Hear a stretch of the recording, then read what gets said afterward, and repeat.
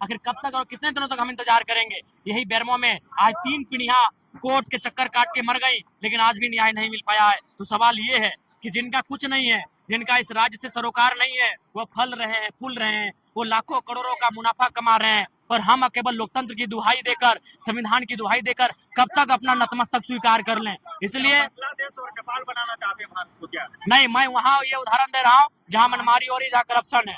अगर करप्शन है, जहाँ मनमानी है, जहाँ गलत हो रहा है, वहाँ जनता को एकजुट होना चाहिए और प्रबंधन हो चाहे सिस्टम, उसके खिलाफ लड़ना चाहिए। 1.5 करोड़ फिरौती की बात की, क्या ये राजनीति बिल्कुल, सही बात है? ये सच्चाई है।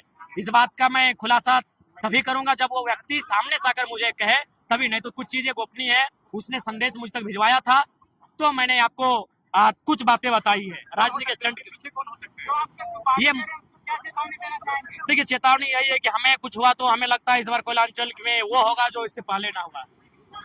क्या लगता है, क्या अनुमान है कि कैसे लोग ऐसे जो लोग माफिया जगत में सक्रिय है, जो लोग इस मिट्टी से खनिज संपदा का दोहन कर रहे हैं, जो लाखों करोड़ों का कारोबार कर रहे हैं, तो स्वाभाविक है हमारी आवाज से, और यही नहीं कि हम सड़क में, सदन में भी बेबाकी से बातों को उठाते हैं, तो जाहिर सी बात है उनको अस्तित्व को चुनौती पहुंच रही है, उनके साम्राज्य को, उनके वर्चस्व को चुनौती मिल रही है, तो निसंदेह ये बातें होनी स्वाभाविक है।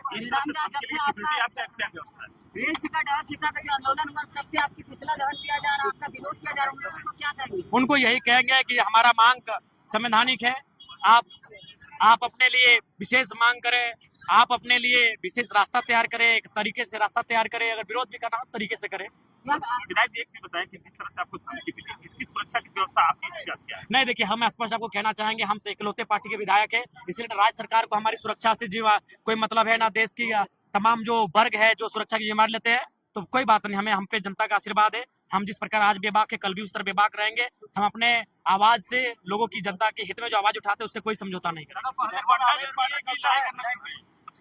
देखिए, लड़ना भी आवश्यक है, क्योंकि समय समय पर आपको इस अग्निकुंड में, आंदोलन की अग्निकुंड में अपनी आहुति देनी पड़ती है, चाहे वो आंदोलन के रूप में या बलिदान के रूप में, वो स्वतः चलता रहेगा। लेकिन आंदोलन को जिंदा रखने के लिए, हक अधिकारों को जिंदा रखने के लिए समय समय पर ऐसी स्थिति सामने आती है जिनसे हम लोग कभी पीछे नहीं हटे। डीपीसी प्रबंधन नहीं चाहती तो क्या करेंगे? आगे हम लोग अगला कड़ा रूप अख्तियार करेंगे। अब हम लोग बंदी की ओर बढ़ेंगे, और बिल्कुल उससे पहले हम लोग प्रयास करेंगे कि समन्वय बनाएंगे, जितने भी विस्थापित समितियां हैं उनको गुलबंद करेंगे, उनको एकजुट करेंगे, और उसके बाद हम लोग एक नया कार्यक्रम प्रस्तुत करेंगे। आज आपके विरोध में आदिवासी समाज आ गया है, कि आंदोलन में क्या आप साथ देंगे, लगता है? देखिए, आदिवासी समाज, मैं जिस क्षेत्र में हूँ, निसंदेह उनकी भी तनिक मनिक विस्थापन हुआ है, और उन्हें भी कम से कम इस विस्थापन की लड़ाई में सहयोग करना चाहिए। उसके बाद उनकी मनसा जैसी भी, उन्हें अगर लड़ना है तो विस्थापन के खिलाफ आके लड़े। जिस प्रकार वो गोलबंद हो रहे हैं, झारखंड की अस्मिता सुरक्षा को लेकर गोलबंद हो।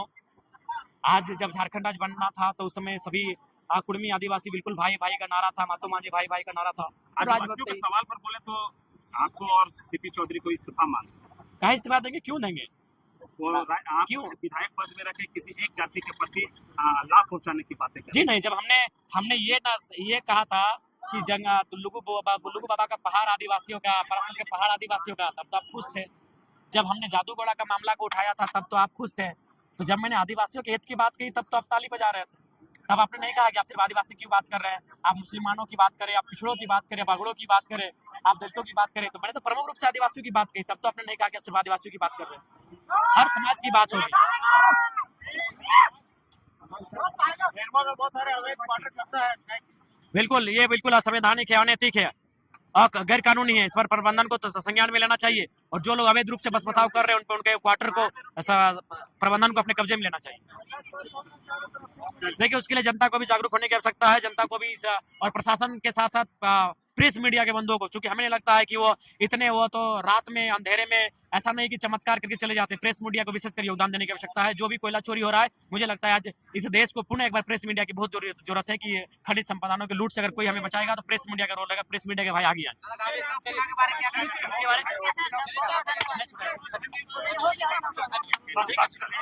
नमस्कार, आदाब।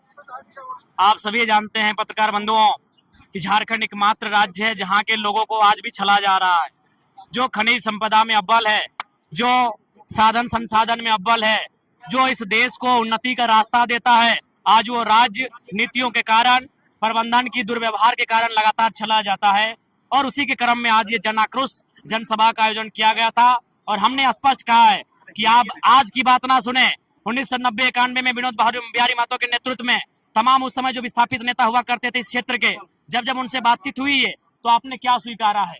आपने रैयतों को 75% नियोजन देने की बात को स्वीकारा है, आपने उनको सुविधा देने की बात को स्वीकारा है, आपने उन्हें विशेष रूप से टेंडर में सुविधा देने की बात को स्वीकारा है।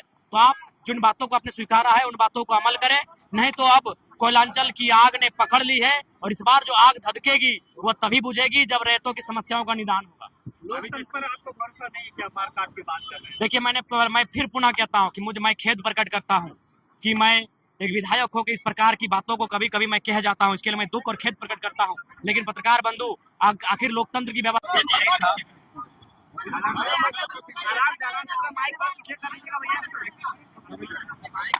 सबसे पहले लोकतंत्र की चौथे स्तंभ जनमानस की बुलंद आवाज,